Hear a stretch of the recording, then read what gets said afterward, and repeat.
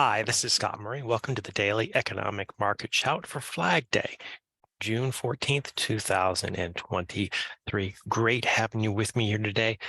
We've seen dovish hikes. We've seen now hawkish stay evens or no actions out of the Fed. What does today mean? Yes, the dot plots pushed up expectations. It now rises to 50 basis points higher than we are, roughly 5.5%. Clearly, the Fed is concerned. They think the economy is running hotter than it had been, or should I say, not slowing down sufficiently. Employment is strong. Inflation seems to come in there. But I think it's really important to recognize that the Fed wants to kind of jawbone the markets at certain times. So we saw the short-term rates moving higher. Didn't see that much push from the long-term market. So when we think about that, remember the Fed is data dependent, but particularly doesn't want to make a policy error. So they're being somewhat cautious as they're moving forward, trying to signal the market that they think it's a little hot. They don't think the recession coming is going to be sufficient enough to take out inflation. Remember, we generally see inflation, particularly service inflation, and should I say housing inflation, fall after the recession. There are still other elements that push through. Inflation is a lagging indicator, so it's not going to disappear immediately as we hit recession, but they wanted that to be the antidote. And so then they can move further and they can have their policy correct going forward. What's really bothering them, I believe, is the spending side of the equation. When you're still having positive GDP growth and you're adding 250 billion in spending, in deficit spending in a monthly basis, you are putting an accelerant on demand that you really can't. One of the most interesting questions in the press conference was a comment about how the deficit is expected over the next 20 or so years to grow sizably up to $50 billion. We saw the interest rate payment going up 30% that the government is currently paying on its own debt.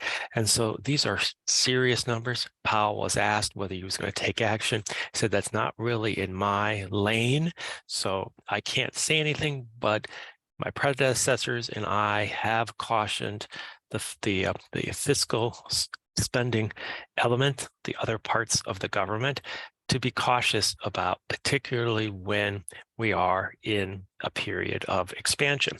So I think that's really the overhang here. I think that the inflation numbers will start percolating down. We did see that. Remember, we talked yesterday about the quarters. We're in the second quarter.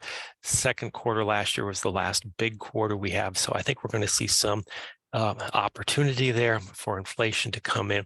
And I think this kicking the can down the road and then sort of going, well, we're sort of there, is sort of more jawboning than actual, should I say, follow through. Remember, the only dot plot that really matters out there is the chair.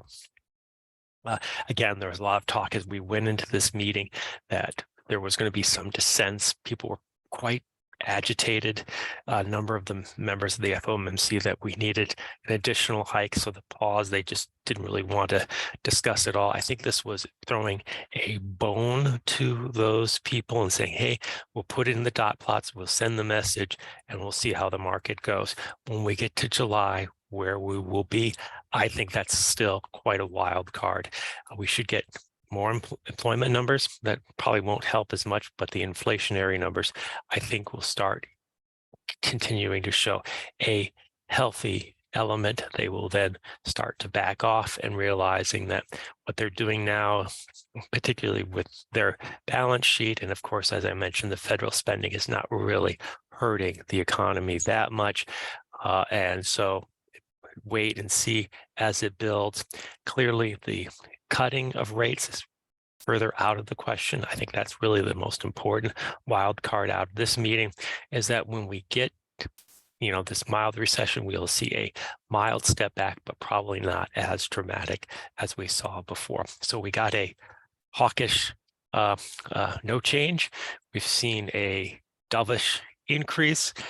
So lots in the cards there. I think more politically is the message.